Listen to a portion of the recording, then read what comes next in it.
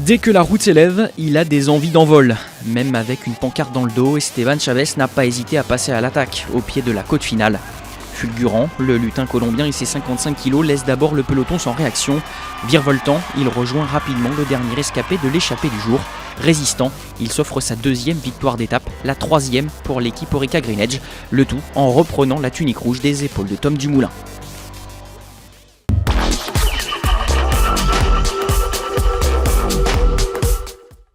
Alors, récidiviste Esteban Chavez, vainqueur dimanche de la première arrivée en bosse, le Colombien est-il en mesure de refaire le coup à Sierra de Cazorla et ainsi reprendre sa tunique rouge? Voilà l'une des questions qui se posent au départ de Cordoue. Certitude en revanche, cette sixième étape sera au panthéon des plus exigeantes. 200 km, des coureurs toujours en prise sur des routes escarpées et un thermomètre oscillant avec les 35 degrés. Pas de quoi freiner cependant les ardeurs des attaquants, ils sont nombreux à s'essayer au point que la bonne échappée mettra près de 60 km à se dessiner. 6 coureurs la composent, dont Cyril Gauthier, le français de l'équipe Europcar, et le premier maillot rouge, Peter Velits. Comme la veille dans le peloton, l'équipe Giant Alpecin de Tom Dumoulin veille au grain et met en route à mi-course, le cap des 4 minutes 30 de retard étant franchi. Rien de rédhibitoire néanmoins tant la fin de course est accidentée, d'autant que les Movistars se mêlent à la poursuite pour favoriser les dessins de leur leader Valverde et Quintana.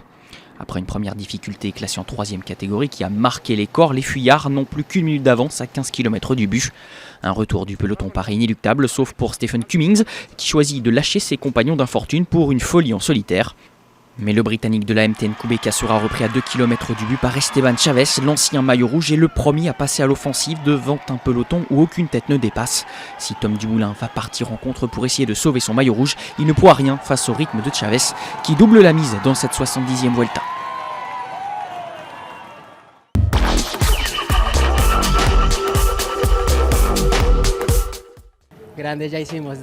C'est un grand jour, on a gagné 2 étapes et ça va faire 4 jours en tant que leader. Ce qu'on a réussi à faire est extraordinaire et nous sommes très contents. Nous devons profiter de cet instant et comme je le dis toujours, il faut garder les pieds sur terre. Il reste encore beaucoup d'étapes et des très très difficiles.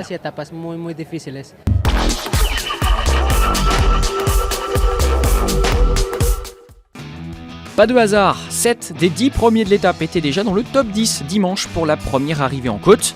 L'intérim de Tom Dumoulin en tête du général aura donc été de courte durée. Avec le jeu des bonifications, le Hollandais est désormais relégué à 10 secondes du leader. Enfin, le nouvel accessible de Dan Martin lui permet de prendre la 3e place à son compatriote Nicolas Roche. On avait eu quelques soubresauts lors de finale d'étape. Vendredi, vers la Alpujarra, il sera bien question de première arrivée au sommet. L'Alto des Capileras, long de 18 km avec des rampes à plus de 14%, est annonciateur de belles passes d'armes.